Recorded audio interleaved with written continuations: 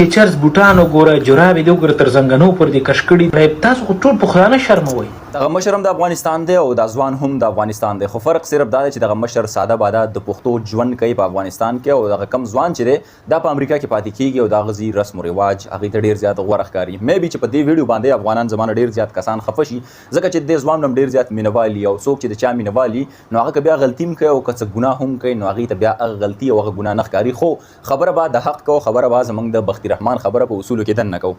خبره چونکې دا ده چې دغه ځوان د افغانستان چې کوم دغه مشر دی هغه ته وایي چې دا ته خو پښتانه شرموې او دا پیسې دې کوم ځای ته رارسولي او دا جرابې دې کوم ځای ته رارسولي. که چېرته کې تا ته دا خبره د پښتنو شرم ښکاري چې د پښتنو لباس یو کس اغوستی، نبي اکرم صلی الله علیه و آله وسلم هغه طریقه کار هغه سنت افناوي، نو که چېرته کې ته شرم د پښتنو وی نو ایم سو سوري، ډېر زیات غلط او ډېر زیات ترخه خبره ده ستا ده. اسلام روایات دی دا د نبی اکرم صلی الله علیه و آله وسلم سنت دی. ګوره زه په پین شرټ کې په خپله باندې ناست یم، خو دا زما د پښتنو لباس نه دی، او بس چونکې دا زما یو قسم له مجبوري ده دلته کې ما اچولي دي، نو دا یو ځان له خبره ده. خو د پښتنو چې کوم لباس دی هغه د پښتنو سره مزه کوي. که ته چېرته کې د هغه نه اوړې نو بیا ته پښتون نه خفه نه شي په دې خبره باندې ځوانه. که دې ته د پښتنو شرمول وی نو په موجوده ټایم کې په افغانستان کې شپږیزه لیګ وشو، په هغه کې د بهر نه د هندوستان نه هم راغلي میلمانه وو چې کومنټري به یې کوله، دغه کوریج یې ورکاوه ستا د شپږیزې لیګ. په هغه کې څه چلو شو چې په هغه کې هغې هم د افغانستان چې کومه جامه ده، په افغانستان چې کوم لباس دی هغه دوی اچولی و. نو بیا هغې ولي په پین شرټ کې او په دغه لباس کې دا کوم لباس چې ته کې او دا کوم لباس چې تا اچولی دی په امریکا کې او د امریکې تعلیمات تا حاصل کړي دي، نو ښه خبره ده چې د امریکا کې دومره په های لیول باندې ته دغه وکړي.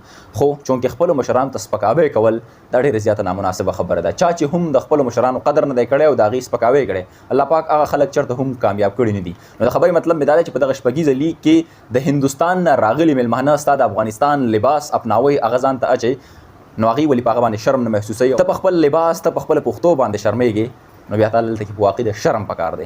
خو د اسلام نشان دی او دغه خو د پښتنو نشان دی. تاسو ته پته شته په دې ټایم کې که زه چاله مثال ورکوم د اسلامي ملک نو هغه به زه د افغانستان ورکوم. د هغې وجه او ریزن دغه دی چې د افغانستان چې کوم غیرتي خلک دي، د افغانستان چې کوم پښتانه خلک دي، هغه په خپل لباس نه شرمېږي، هغه په خپله ژبه نه شرمېږي، هغه په خپل کلتور نه شرمېږي. خو نشي ځوانه چېرته مې څوک داسې ټارګېټ کړي نه دي، خو د خبرې مقصد او د ویډیو مقصد مې صرف دا دی چې د خپلو مشرانو سپکاوی مه کوه او په دې پسې چېرته هم خندا مه کوه. خپله رایه راسره کمنټ کې شامله کړئ، انشاءالله ملاوي کړو نوې ویډیو کې. تر هغه د مال راکړي اجازه، د الله پامان.